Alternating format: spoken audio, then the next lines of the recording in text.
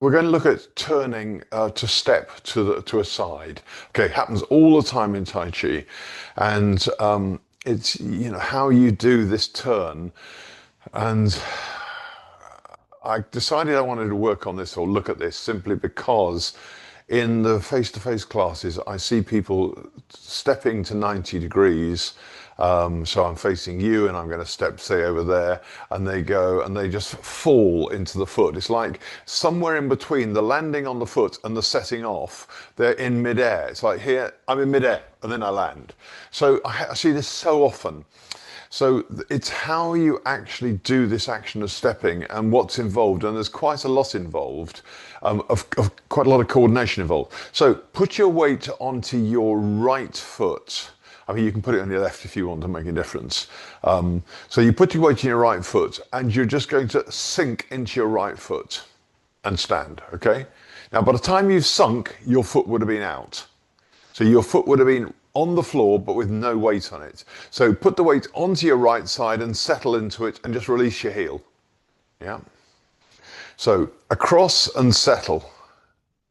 And the heels come up. Okay, go on the other side, across and settle. And the heels come up on the right foot. And again, across, settle, and again on the right foot. Now, ideally, what we're settling is 1.5 inches below the center. We're dropping our center into the foot. So that's what you're attempting to do. You're attempting to do, let's go, I'm going to the right, or sorry, to your left. So I'm sinking and I'm dropping my center and I'm starting now to turn the body.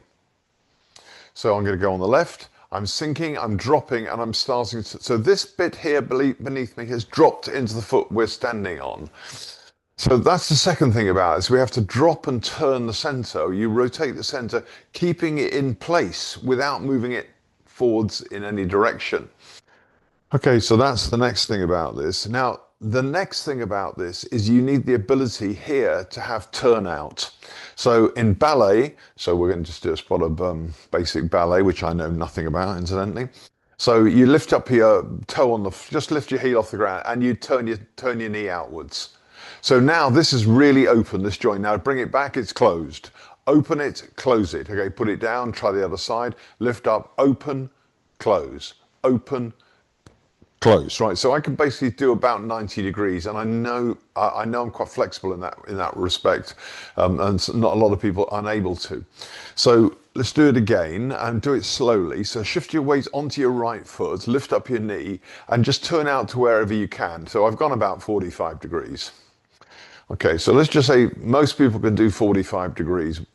The important thing is here that this knee still stays pointing straight towards your screen. It hasn't, when you did that, this knee hasn't collapsed in, providing more pressure on the inside of the knee. So the joint basically from being vertical has, when you do that turn, the knee did that or did that, whichever way you're turning. So that's what we don't really want. So put the weight on your left foot, bend the knee a little bit, keep it pointing over that foot, and now just open this joint here, only to 45. Don't bother to go to 90. There is 0 point in doing that. There's no point at all. So because in Tai Chi you generally don't need to do 90. It's not necessary. Yeah, ballet maybe, but in Tai Chi you don't. So what happens now is we have, let's go onto this leg here, and you lift your knee, and you can sink or not for the moment. It doesn't really matter for our purposes. So you turn, but now we're going to do the rest of the turn for the step. So now this joint needs to open so that the knee stays in line with the toe. So yes, you might open this one first, and then this one secondary has got to open and you place your heel. So now both have opened absolutely the same amount left and right of your center line. They've actually both done that and opened out equally. Might be one first then the other, but that is kind of gone in that order. So try putting your weight on your left foot, bend the knee a little bit, let this knee start to move out sideways. This joint's now opening. Now open this one more and place your foot. 0 weight on it. Yep, this could lift. Right, so that's our basis to turning. Yeah. You can, because you don't do 1, 2, what you actually do is you do it all in one go. So it's not like one joint opens, other joint opens like that. Basically, they're going to do that simultaneously. But you have to feel that opening of the quad, that opening of the pelvis in order to do the step for the turn. So let's just try that. So you have to think it in one go. If you don't bend the knee, it's harder. It's much harder. So what we have to do is we sink and we start bending the knee, and you're now opening both joints. So the center line is now turning and you place your foot. So now my center line is pretty much exactly 45 degrees. This knee is still over the toe. Okay, let me just show you what can tend to happen. Watch, don't do it. Don't do this because it's going to be so bad. So I sink and I turn,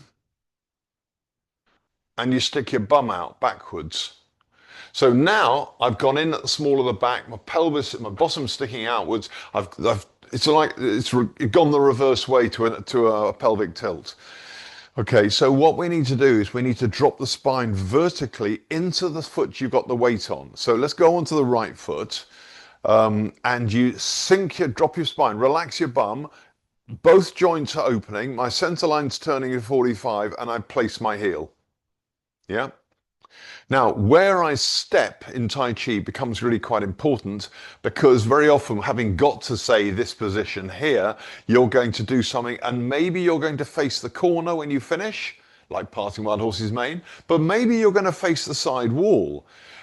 You will need a wider stance depending on what action you're doing. If you're only going to face the corner, you do not need to step so wide. And by wide, I mean this. So I'm now facing this way. I'm going to step towards you. So I bend and I turn. This would be a very, very narrow stance, and most of the time not a very useful one. You can see that this foot is now dead ahead. You can see my other foot hiding behind this one. This will be a slightly wider stance. This will be wider still. This would probably be good for brush knee, because when I move forwards, this side of my body with the hand here is going to push, and I need to bring this shoulder forward. So I would push the rear heel backwards and I would square. In the old style forms, I wouldn't push the heel backwards. I would pivot on the heel and place the foot in the new place. But you can see now I have a gap with my body square to you, and this would be, for example, this posture. This is very stable structure. It's not too wide, and basically it's the width of your own hip in the new direction, which happened for me just then to be towards you. So we're going to do and let me just demonstrate parting wild horse's mane. So, because this is very important to the Tai Chi form, any of them.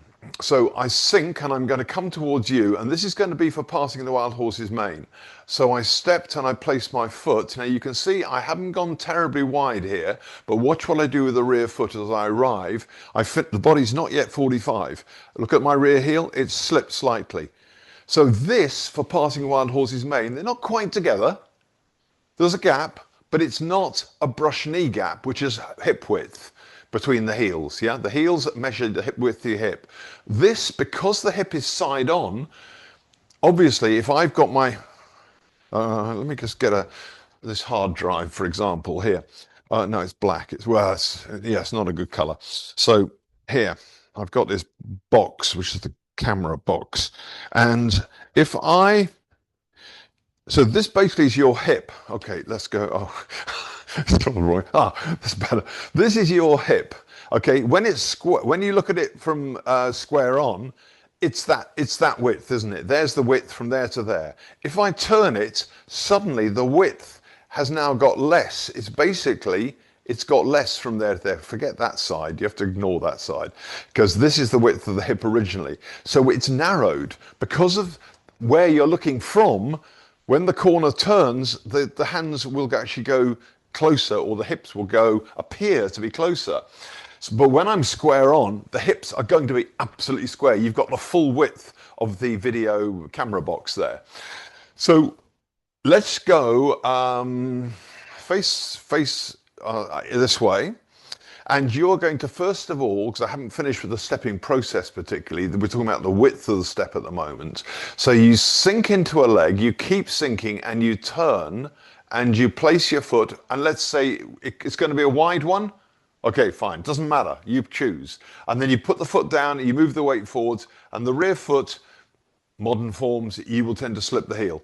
That will widen your stance automatically. That will naturally make your stance wider, whereas pivoting on the heel will keep the stance at the same size, width. Okay, so now if you picked a brush knee width stance there, now do a passing wild horse's main width stance, which is 45 degrees of the body. So you sink, you allow these joints to open, the center line's turning, you're sinking your bum, you place not quite so wide, but still not ahead of the other foot, it's still gone a bit wide, and then you move forwards and you finish with your body 45, and if you want, you can turn the toe, if it's old style, or you can slip the heel, which is modern style. Yeah. Both have their uses. Yeah, martially probably or possibly martially pivoting on the heel has a slightly more function than slipping the heel, but it's arguable. There are various benefits as well to both. Haven't finished with the actual stepping process yet. So what you do is you put your, let's go onto the left foot. So you shift your weight on your left foot, and from now onwards, once the weight is there, and in fact, as you shift it, you should be sinking until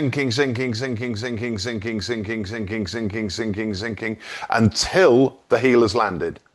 You never stop sinking until the heel has landed. So that is that's a basic principle of stepping left or right. It's no good going like this. Do my sinking, stop, place the foot. Body stop functioning. It's like one cog in the analog clock decided to go on strike and the other ones therefore carry on functioning somehow, magically. So we have to keep all the cogs working together. We're going to go this way. Sink and keep sinking, turning, keep sinking, place your heel, boom, you've landed. There's no weight on this foot yet. Absolutely imperative there's zero weight on the foot. And we need to actually look at the way that you step as well, but that's for another time. So we're now just looking at the actual stepping process. So we're going that way, sink into your left, release the foot, and place your heel when you finish sinking. Knee, absolutely straight ahead. These are now open here. The quads are both open equally. And we've done the basic stepping process.